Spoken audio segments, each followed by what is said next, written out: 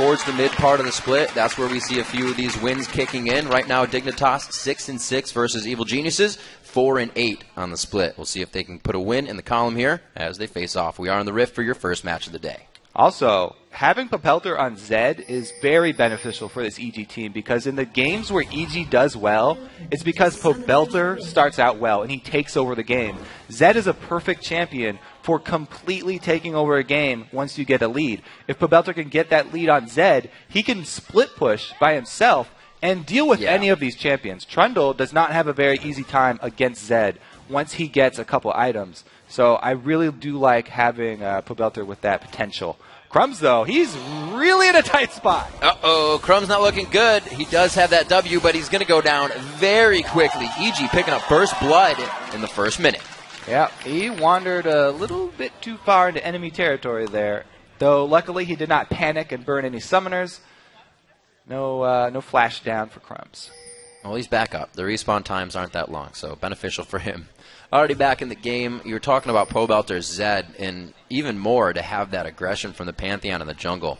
You can get Pobelter going right away, especially with what happened so far. That first kill's his. Exactly. It's the early start that I was going to talk about for Pobelter. He's really going to like that one because Zed versus Ziggs is all about can Zed ever get his kill on Ziggs. And with the Pantheon jungle, it makes that definitely a possibility. Scar is going to have to play defensive. And it's going to be a little rough for him. I think that he might even be giving up more CS than usual because he's so worried about the Pantheon jungle. Farming from afar with the Q. We'll see if Scar can get those bombs out and get the correct amount of CS. We all know Scar loves his CS, so I'm pretty sure he'll be able to get that still and keep himself in this game. They're both already trading as they get to the lane, and we'll see how this turns out from here.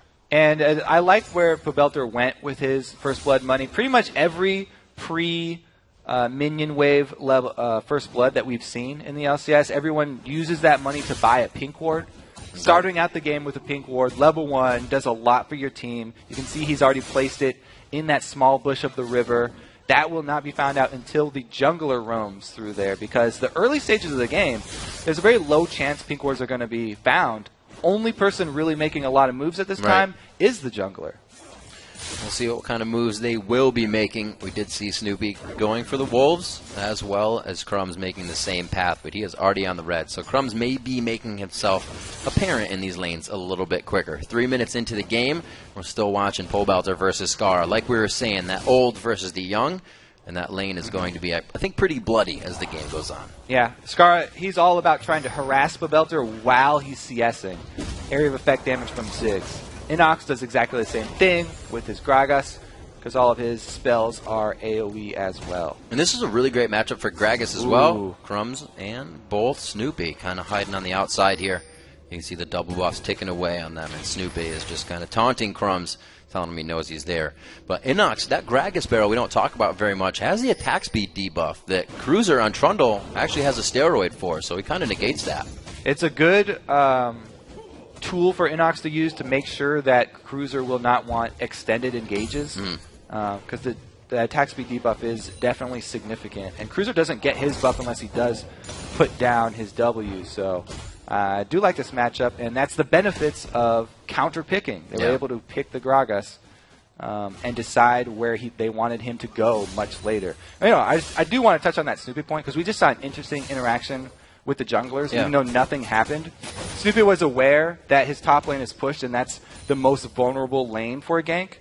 So he immediately went up there, but he didn't face check a bush. You never want to face check against the Least. Meanwhile, doesn't have to be a face check. You just have to get close to that one. Hook, line, and sinker. Snoopy's persistence pays off in the top lane. Very well played by him, but it's Crumbs' chance to answer here. Pobelter's on the far side, so he should be able to get out of this one. Like that. Using the wall already, he positions himself for a quick out. You see Scar doesn't want any of that. And just simple movement. Pobelter playing it calm, cool, and collected. Gets himself out of that situation. Yeah. Didn't even have to use a shadow there. Good dodge on the cocoon. Pobelter showing his confidence. We'll see if they can get back for another one. Snoopy's pretty low in the jungle, so I don't think he'll be coming back too soon, but Crumbs' try in the middle has just left him as well, going back to farm up experience. A bit of a gold lead here for EG now, 800 in the lead as we see Cutie Pie and Kiwi Kid trying to pressure, and Crepo, the Yellow Pete, right to the turret here. As Cutie Pie, you can see him interchanging those auto attacks to get damage onto Yellow Pete. Yeah, that's something we talk about a lot at the beginning of the games is, how Caitlyn's and Leona's like to push early so that they can get level advantage and, fight with the creep wave as well as go for the early level 2 aggression. Now, that also does open you up to jungle ganks. So both junglers may be looking at that lane. Crumbs for counter ganking and Snoop just for regular aggression.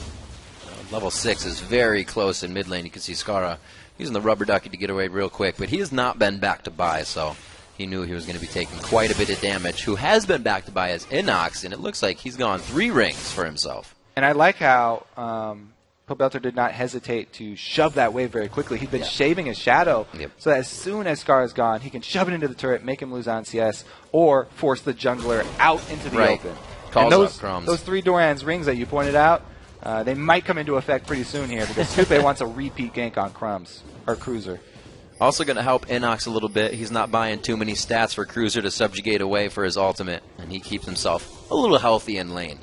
You see level 6 just hitting, and this could be a bounce back for Snoopy to get a good Aegis in. But right now, they really want a good ult from Inox to get him into position. That's the body slam. They hit it back. Beautifully done. Very textbook. And it looks like Cruiser, not the ignite this time, but the body slam for Inox. 3-0 now, 7 minutes into the game for EG. You have to be worried about that level 6 as Cruiser. You got to know that Inox is looking for the displacement. As soon as they have that level 6, he calls Snoop up. They've had really good communication in the top lane for EG in the last couple of weeks, I think. Yep. They're really working on that. A lot more patience to all of their plays. It doesn't look as erratic. They definitely have things tied down a bit more. 10,300 gold to the 9,100 right now of Dignitas. As Snoopy, all your lanes are winning. Start heading to the jungle. Start affecting the other jungler. Now, he hasn't charged up his passive yet, so he doesn't have the block, but he has gotten into position to counter the second blue, knowing that Crumb starts at his blue. Whoa! Close one. They were able to make sure that Scar doesn't get it. Yellow Pete, effective at getting himself away. Only takes a little bit of damage, but a very good play, like you said. With Snoopy's aggression in the top lane, Cruiser being so far behind, they go for blue. EG starts to open up some opportunities. Right, so denying it from Scar is pretty big, but the next thing that we're going to look for from Snoop is his level 6 gank. The man drop is going to come in soon. They would like to use it on the bottom lane because then you can transfer any sort of kill or pressure from the bottom lane into a dragon objective.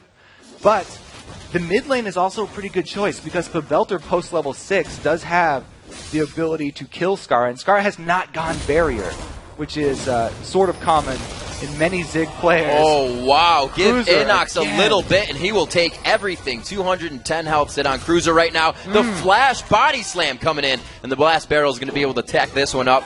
Another one for Inox.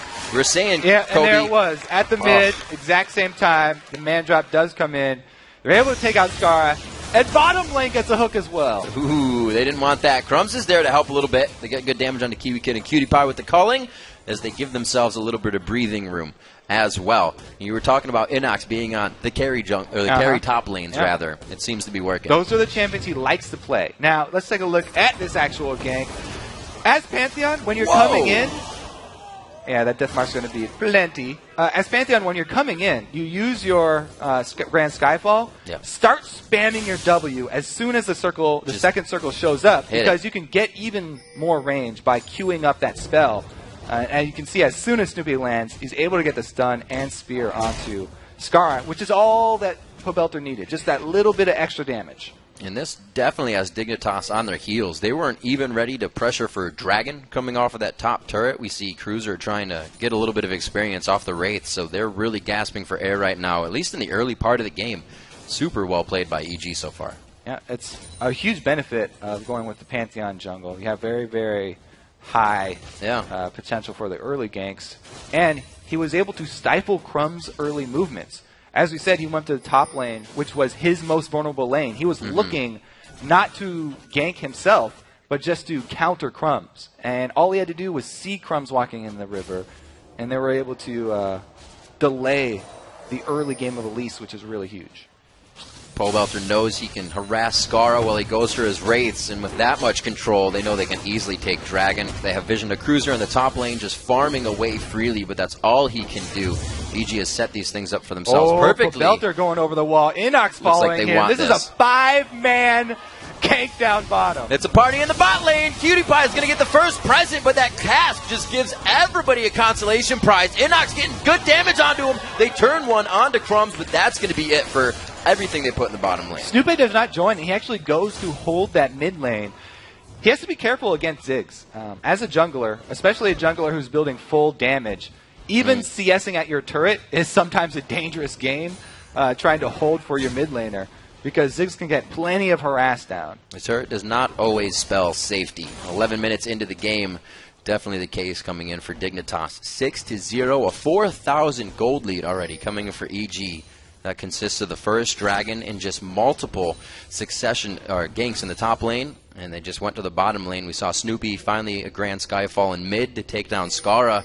They're making sure every lane loses hard for Dig. Yep, they're doing a really good job. The only lane really that Snoopy hasn't visited was the bottom lane, and both of the solos that he ganked for went down bottom for him. So yeah, everybody really making their rotations around.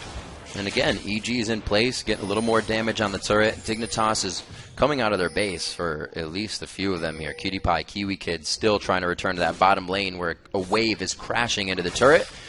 Pobelter trying to keep map vision in their favor along with the kills. They're doing everything they need to stay on top here. And Dignitas, they want to try to cut this down soon, but nobody can get there to help. They're going for another Skyfall in the mid. Oh, he's forced to walk into this one almost. Goes for the Aegis. It's blocked in the same time, but they're still going to be able to get enough damage on the kill. Crumbs is always just a little too far away.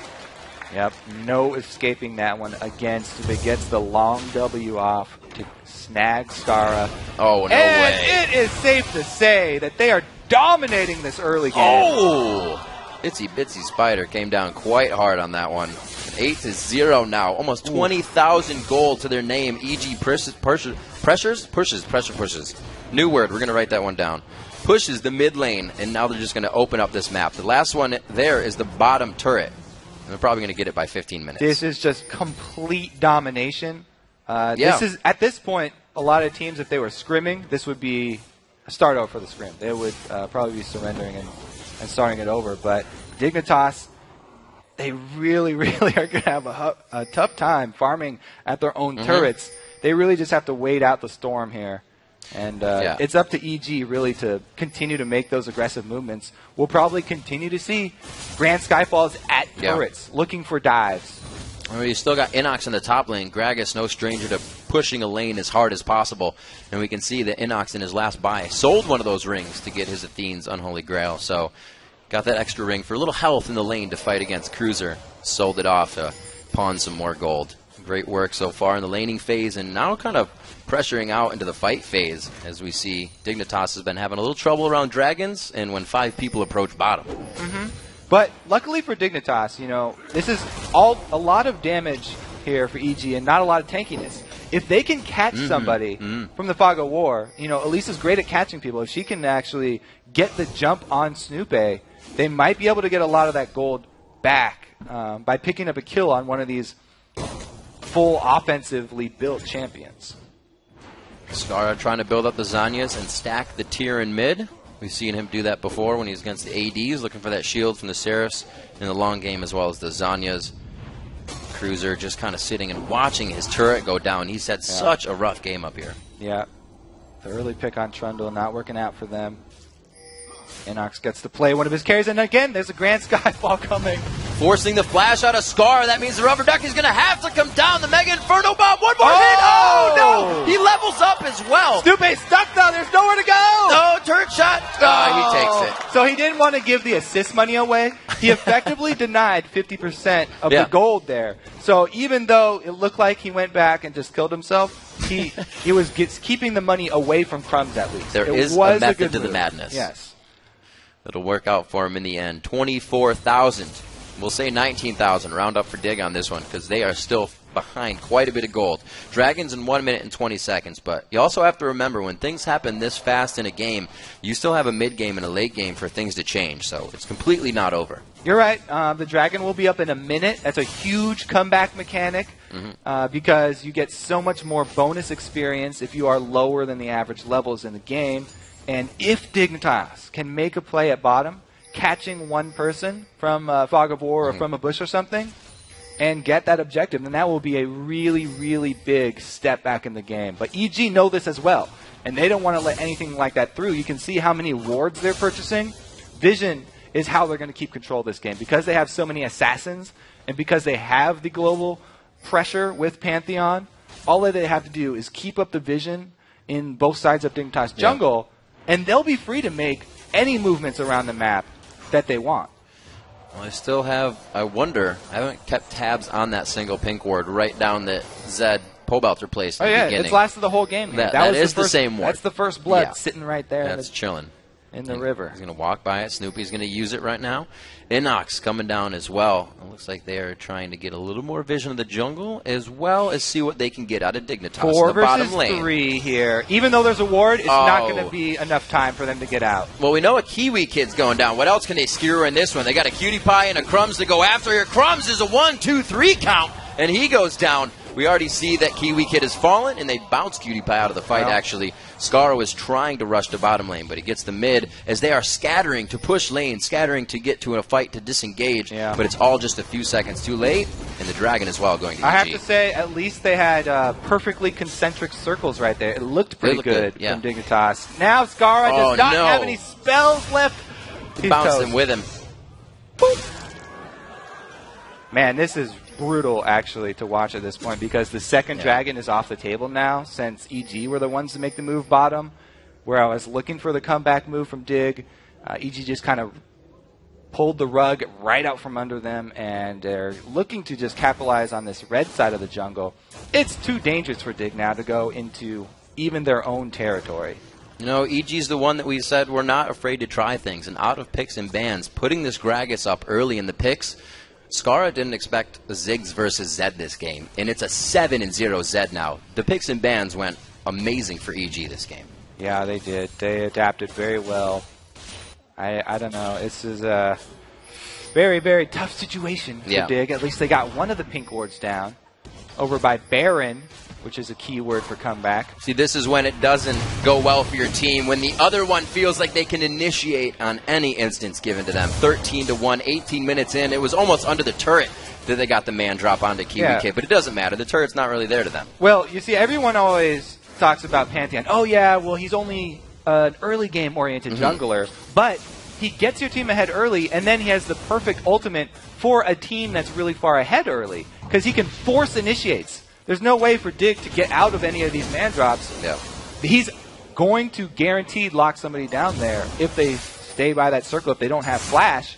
So he's using it constantly over and over on cooldown to just increase the lead. This is the definition of the snowball here. EG are doing a very good job. And the domino effect just completely multiplies because you're taking out Kiwi Kid, one of the hardest initiators for him, and when he melts as soon as he gets into the fight, then you have nobody to initiate anymore.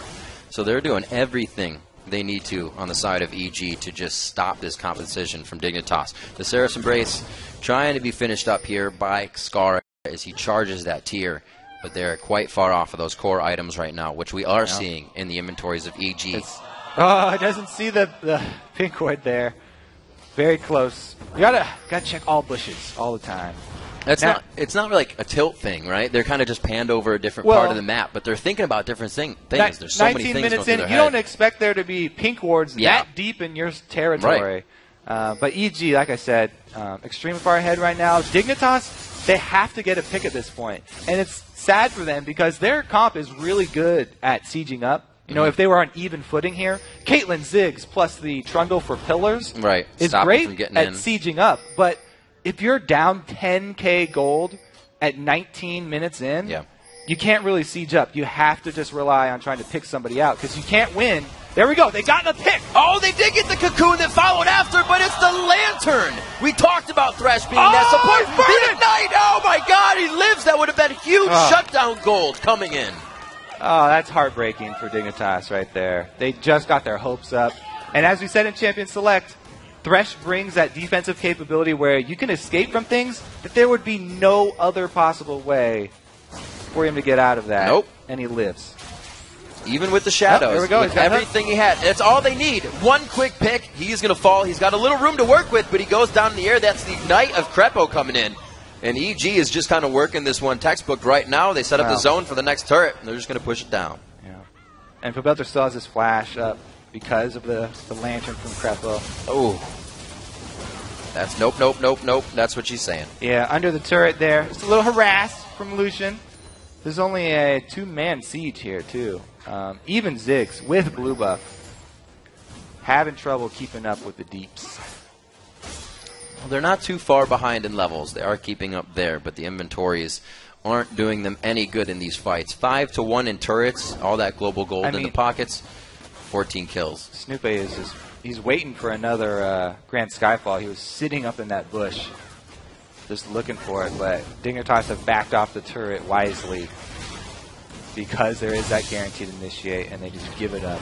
Usually towards the end of a turret, a team will kind of start to pressure, and then engage the fight from getting antsy, but Dig knows they don't have much of a chance on that one right now. Trundle, you can see Cruiser, after having a tough time at top lane, he's 20 CS down, but he's only got himself the Spirit Visage, trying to keep himself healthy if he even does get engaged down with the Giant's Belt as well. Yep.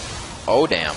Nowhere for Crumbs to go. That was a good dodge, but I think the last Q here, if he can hit it. Oh, he flash! wants it. Got the cocoon on the way back around. It looks like they're going to get an Inox onto this one. It's a big wall. He gets himself through. He actually dodges out on the ace in the hole, and he stands still like a gentleman for that one. All right. They got 1 kill to get back in this game.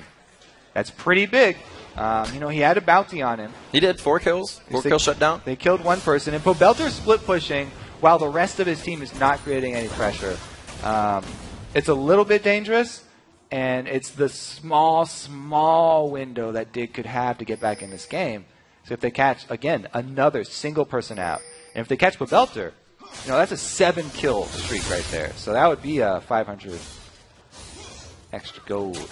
And you see, there was the same amount of wards in the top side of the jungle, but EG is going with the no fog of war strategy here on the bottom. Yeah. Pobelter has at least 3 or 4 wards above him. There were previously 9 on the map, so EG is making sure they keep themselves on top. They're not kind of saying, hey, we're in the lead, we should relax a little bit. They are going gung-ho on this right now, and Dignitas really cannot respond yet. Well, EG have had control of the entire map for a good 5 minutes here. Yeah. So their gold lead just continually increases as they're able to take every single source of gold on the entire map, and it just gets worse and worse for Dig.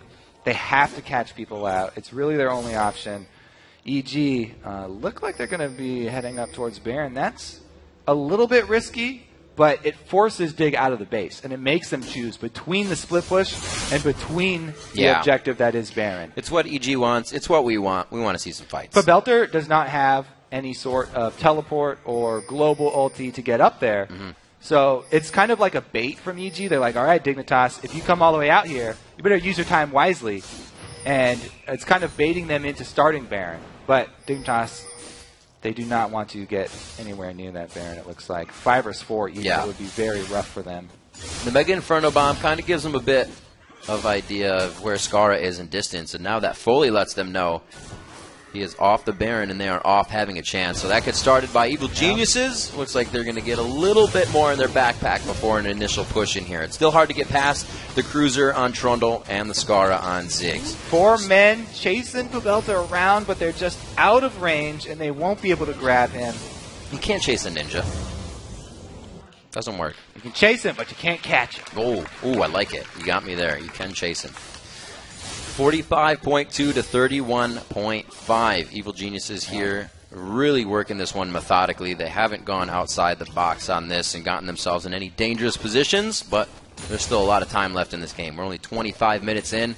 We'd see most of the game averages for a team are around 35, 36, and 37 minutes, so still a lot to happen. I have to say, this game is going to give EG a lot of confidence, too, because the thing that they were struggling with before were the long engages, the the overextensions from their jungler and from their support, who are the playmakers, Snoopy has been completely on point with his Grand Skyfalls all game long. He has been at the correct distance. It's a very hard ultimate to actually coordinate with your team. Yep. And he's done a very good job of it. So they've really cleaned up the play that they were looking to. Snoopy finds a lot of nothing as he gets in there. A good flash by Cutie Pie. You can see him blinking on the bottom left of your screen as he's forced to the base. Not a lot of home guards have even been able to be picked up. You're still sitting on a lot of tier 1s on the side of Dig. So this base, they just have to watch it go down. Yep, Pobelter. He's done with his turret down bottom here. There's very few options for Dig. They haven't made their last stand at an inhibitor turret. And 2 inhibitor turrets are down. There's almost... I mean, the only other place that would be better to make a last stand would be at, like, the double Nexus turrets. Right. But that means that all of your inhibitors are already gone, and that would mean that they're sort of resigned to the Nexus explosion already.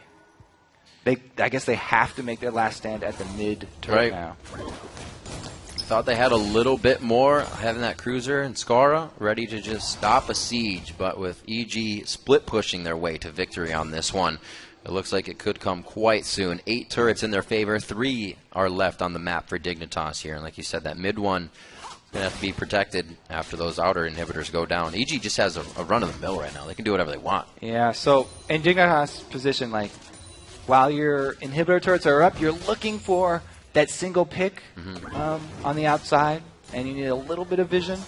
But once the inhibitor turrets are down, you're pretty much confined to the base, and you have to sort of look for any position where you can get some extra tower damage, because there's no way that they can handle the 5 versus 5. And EG keeps this going all game 2. We remember just a bit back when they made Crumbs smite away the blue from Skara. Both Crumbs and Skara were already having a hard time at that portion of the game, so neither of them used the blue that they got.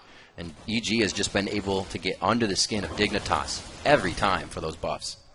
There's almost been no chance for Dig to even make a play, make one call. They haven't made any move towards any objective because EG have already taken everything on the map before Dignitas still looking for more. Now, Dignitas, as we said coming into this too, they're already on a losing streak. They went on that really nice winning streak, but now the tables have completely turned. And they're the ones that are going to have to start thinking about, how do we rebound? What do we need to focus on now? Now the week off seemed to kind of put a crutch on them. And they had that 3-game week with 2 losses coming in. There's the move. They're making the call at least. They're going for it. Almost there. The Talisman of Ascension was used there. Pobelter still on the bottom side now with a Guardian Angel. And Crepo still with his Talisman. EG ready to engage onto more, and Dignitas is just scrambling right now to save the base. Man, Pobelter even has a GA at this point, so even if they catch him, he'll probably take someone down while they kill him, and then he's just going to come back up with the GA proc.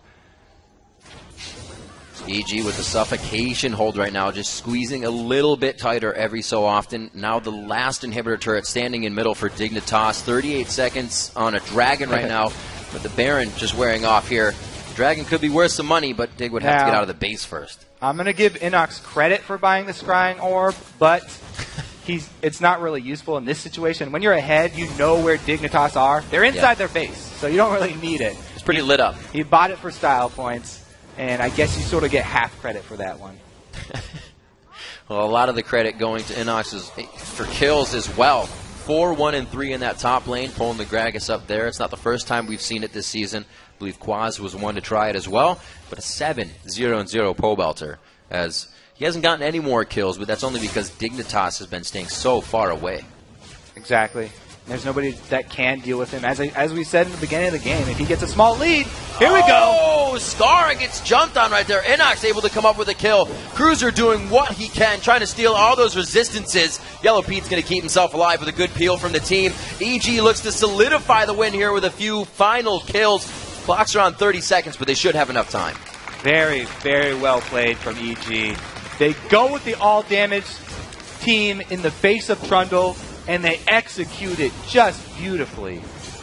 Actually may get pushed off of this one. The minion wave not being too they got close. the GA. It's going to be good for Pobelter, or for them onto Pobelter's GA. They're going to make sure the minion waves get in here, so if they do need to back up anything, Dignitas is going to be left hanging. Looks like Crumbs needs to use that repel to get himself out. They're able to get the first Nexus turret down, able to get the Spider as well. Kiwi Kid and Cruiser about to come back up, but only to take a Polaroid of the Nexus going down. 30 minutes on the clock, 18-2. An amazing game played by Evil Geniuses from start to finish, and they pick up the win to make it 5-8. They have got to be happy with that one.